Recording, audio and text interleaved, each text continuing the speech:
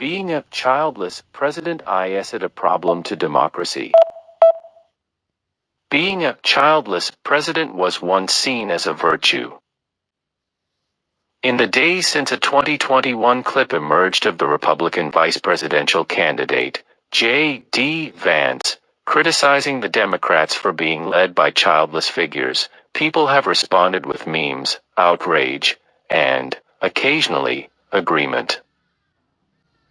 Vance targeted Kamala Harris as one of the childless cat ladies who run the country and also included Secretary of Transportation Pete Buttigieg in his criticism, because only parents could really have a direct stake in the nation.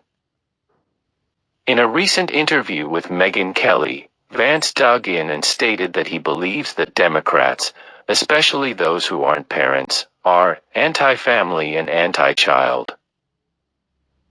This criticism of political leaders who don't have biological offspring would be a surprise to early generations of Americans, and not just because a third of our first 15 presidents, including George Washington, had no biological children. In fact, the absence of biological offspring was actually seen as a virtue in the 18th and 19th centuries, as Americans looked for leaders who could safeguard their fledgling republic. A popular 1788 newspaper article praised Washington as the choice for America's first president, partly on the grounds that, having no son, he would not run the risk of exposing us to the danger of an hereditary successor. This was, after all, a country that had just overthrown a king and turned against the very notion of inherited power. Washington even considered emphasizing this point in his first inaugural address. In a draft, he noted that he had not had my blood transmitted or my name perpetuated by the endearing, though sometimes seducing channel of immediate offspring. He continued, I have no child for whom I could wish to make a provision, no family to build in greatness upon my country's ruins. In other words, rest assured, fellow Americans, Washington didn't have a son who might end democracy before it could truly take hold by seizing the presidency after him. The perceived benefit of a president without direct descendants extended to foreign affairs. John Adams recognized this in a 1787 letter to Thomas Jefferson when he worried that European powers might want to build domestic alliances with the children of American leaders, thus allowing hereditary power to take root in the new nation. If General Washington had a daughter, he wrote, I firmly believe she would be demanded in marriage by one of the royal families of France or England, perhaps by both.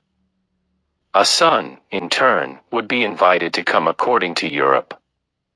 The absence of progeny was a boon to America's independence. That Washington had no biological children also made it easier to paint him as the father of his country. As one of his most famous eulogists exclaimed, Americans. He had no child, but you, and he was all your own. United States Senate resolutions published after Washington's death stated plainly, our country mourns her father. Another key figure had no direct descendants, James Madison. The nation's fourth president and the author of the Constitution had, like Washington, married a widow, and the couple never had children.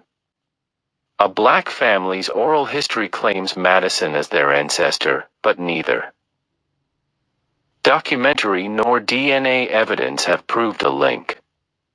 Biographies of Madison in newspapers when he ran for president didn't mention his now famous wife, Dolly, much less the fact that he had never fathered a child.